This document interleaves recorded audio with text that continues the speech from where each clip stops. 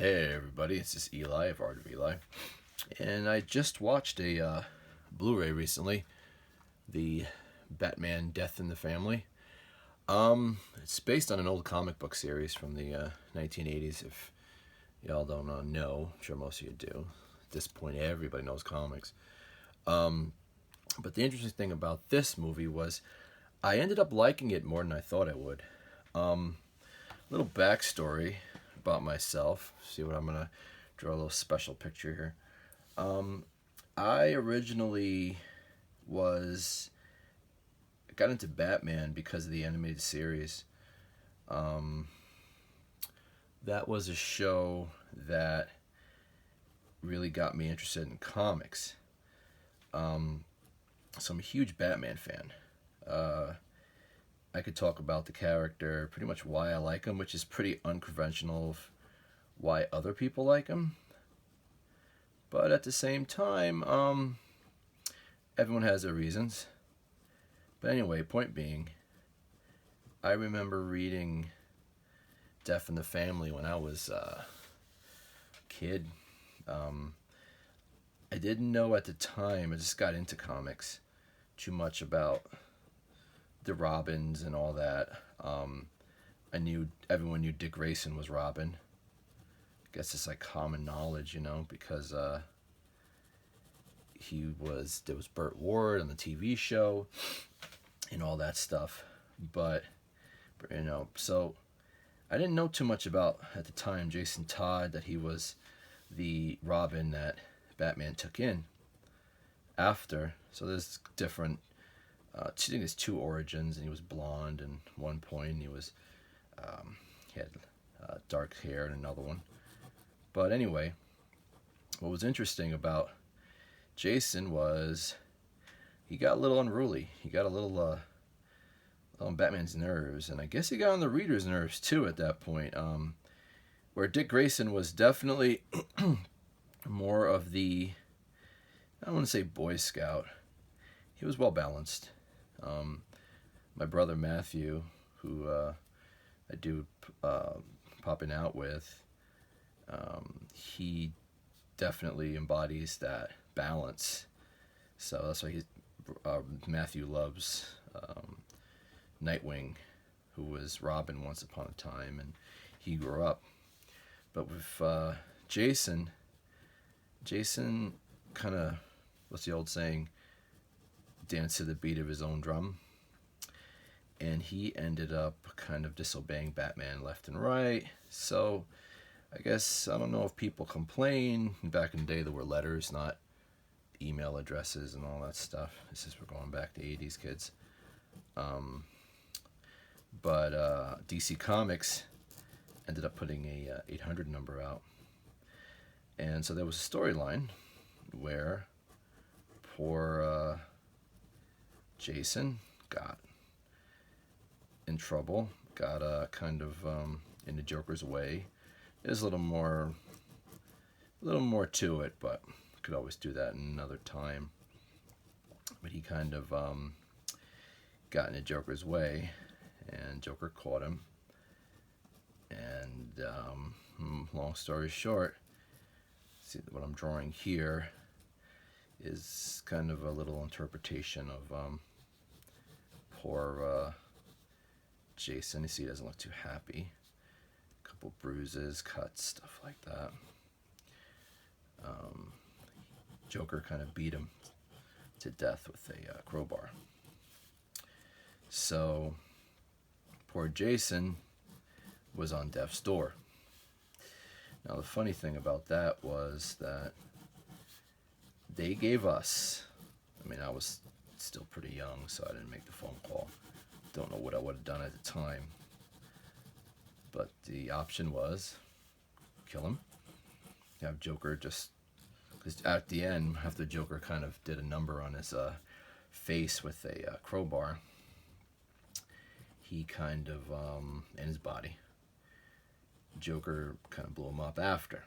So the end of the comic was Batman getting there too late to save poor Jason. And they gave us the option. Call 800 number if you want him to live. And call this 800 number if you want him not to live.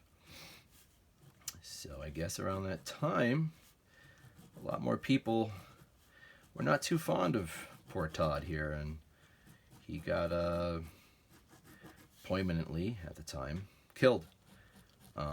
This was Batman's greatest failure, as Batman would say in comics, many comics to come after the fact, that not saving Jason was something that Batman carried with him. And even to a point where in that comic, when Batman caught up with Joker, Superman kind of had to stop Batman from taking care of old Mr. J, because Batman kind of definitely felt it. Now we do know later on, we did know Joker did other things like cripple poor Barbara and stuff. So yeah. So anyway, I thought it was interesting how the DVD gave you a choice to choose. You know, you were able to choose, does he live, does he die, you know, or does this happen? So at first I wasn't too interested in it, I'm not gonna lie, being honest. I was like, well, what are they gonna do? Like, you know, how many ways? I mean, it's only like an hour worth of extra footage, if that. But what I did kind of like about it, even though I know some people might disagree, but hey, you know, cool thing about being different, we could all disagree and agree on things. It had different takes. And what was interesting was, one of the takes was a take on Jason getting scarred or whatever, getting burned because Batman saved them and Batman died or whatever. In the DVD, not the comics. So Jason ends up taking the persona of Hush. Now, for those of you who don't know who Hush is, I think it was 2003 or 2002, it's been so long now, a storyline done by Loeb and Lee.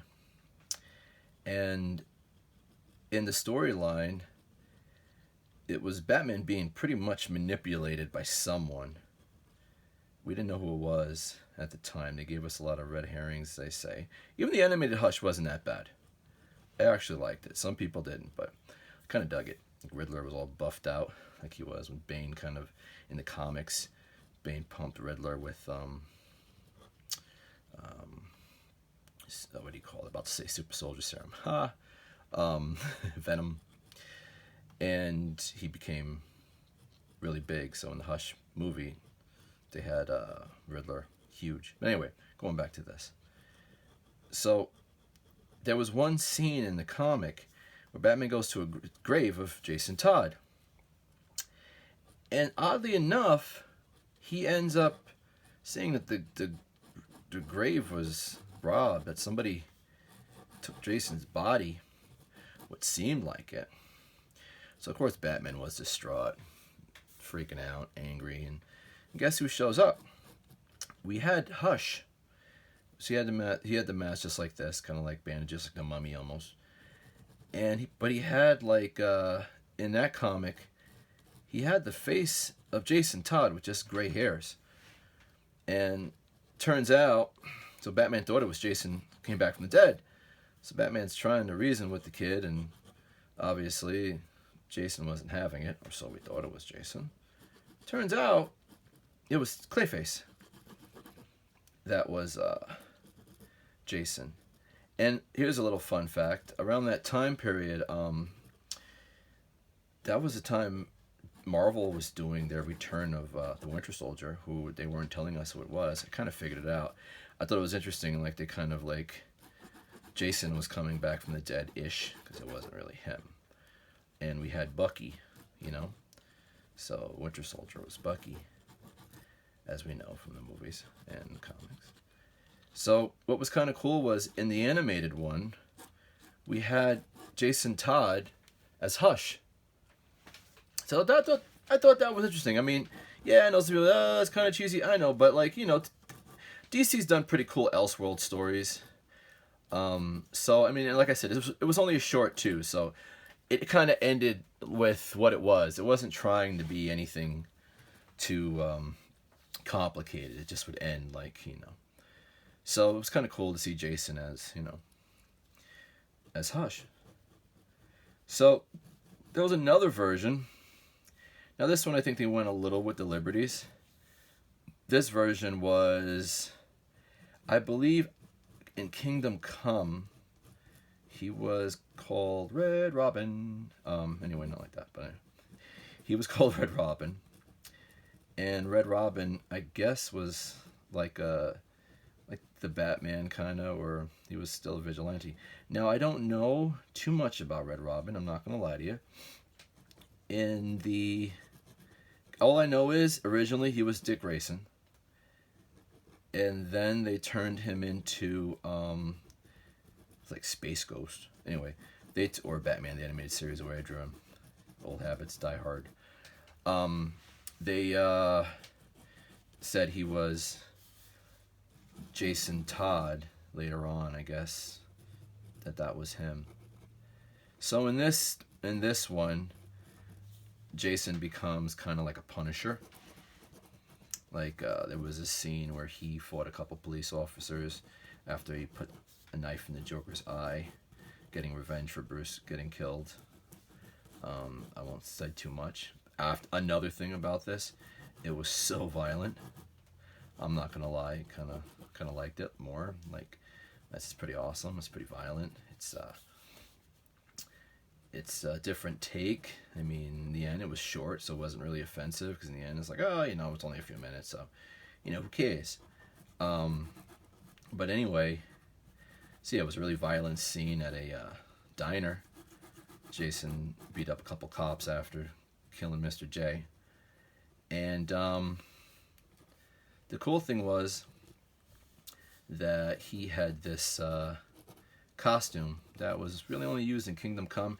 I think Tim had it too.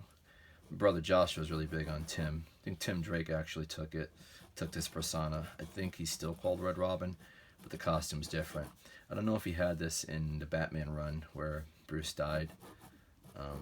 The War of the Batman, where everyone's trying to get Bruce's identity, trying to take over the Batman identity, because at the time Bruce was dead. So there we got Red Robin. Had to do it, sorry. So, all in all, the movie was pretty interesting. You had these two different takes on them. And then you had another story here and there. But I think, in the end, the character of the Red Hood is definitely a huge part of the mythos now. And I know a lot of people, friends of mine, like John, you know who you are, John. He loves a Red Hood. I did a mural at his house of different takes. I did the Hush take, not this one, but the one in the comic. So he Red Hood is kind of still like a Punisher in a way. He's kind of like the like he's still a good guy. He still stands up for what's right for the most part, but in his own way. He doesn't really, agree with how Batman does. It's kind of like the black sheep of the family. I mean, you have Nightwing, who's definitely the oldest and the more responsible. He's definitely the more grounded. You have the Tim. He's a smart one. He's the tech guy. He's really, very well-rounded as far as like brains, and he's calm. And then you had obviously Damian. That's another one. Oh, in this storyline, I think that was the only corny one when I kind of rolled my eyes. That was they had like a little Damian or Tim Drake in it, and it was the kid was called Batboy. I thought that was kind of cheesy, but anyway, I mean, hey, like I said, it was really short. And they also had like the Batman of, what was it, I can't even say it. Batman with the purple and yellow, Absanor or whatever. So Jason was definitely Jason came back, I think, late 2000s. I think what happened with this storyline with Hush, people really wanted to see Jason come back. So people were really digging it, and I guess you know how like anything else I tell people, especially now, fan service definitely pays off. When I was younger, your voice wasn't heard as loud as it is now when it comes to the internet or our opinions or our takes on certain things.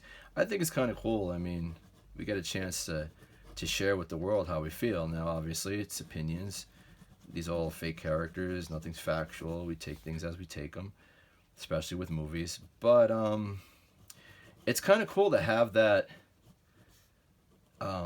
freedom to kind of like look at the Snyder cut and all that. I really didn't think too much about it, but now that it's coming out, I'm like, oh, it might be interesting. I'll definitely gonna check it out. I mean, I have HBO Max already, but anyway, going back to Jason Todd, yeah. So in the comics, he actually did come back.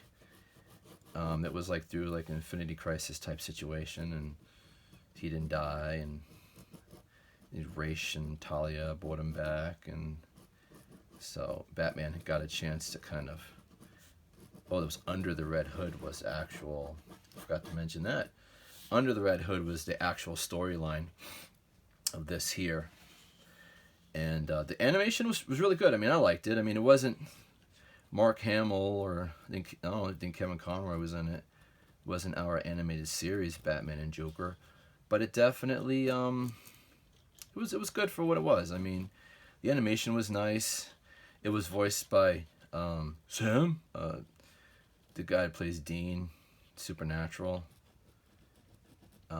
So he did a really good job. I was wondering why they didn't have his voice in this one. I guess they wanted a younger voice, I'm guessing. Who knows? But it was actually really good. Other than the bad guys that looked like there was something out of Alita Battle Angel. Like, he fought these, like, robot people. Don't remember them being in the comics.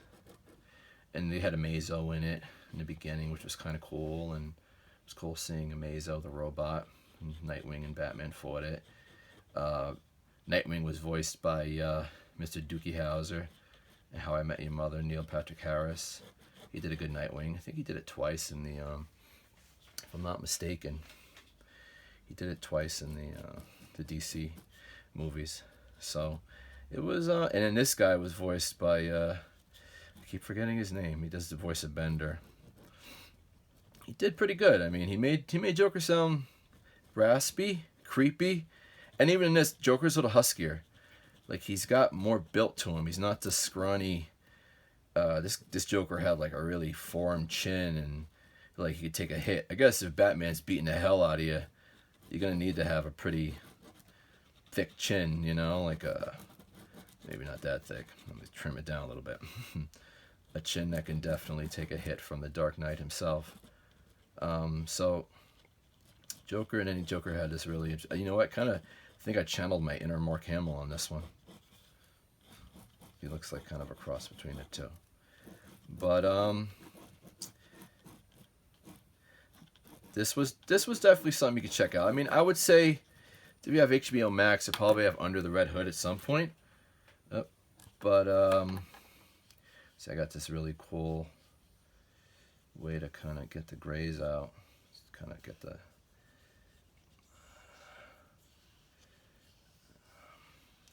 bring a little life to the drawing. I kind of spelled it here. Oopsie. I guess my pen got excited. But anyway, this is definitely a movie that I would say check it out if you have time. Get the Blu-ray copy or YouTube it if you want to. If you want to see all the outcomes, because the digital copy, they don't have the choices. You can't do that on a digital copy. So it's just on the Blu-ray. And I would say with the DC movies, check them out. They're really good. I mean, the animated ones, I'm hoping, I call it the Damien-verse ones, were my favorite. But I think they put those to rest with that whole last one that came out. It was really like violent and bloody and crazy and all that. They got rid of that. So I'm hoping it's the last of it. So, but yeah. So I think that's about it for my my Batman drawing. Finishing up just so what I might do, I might color it too.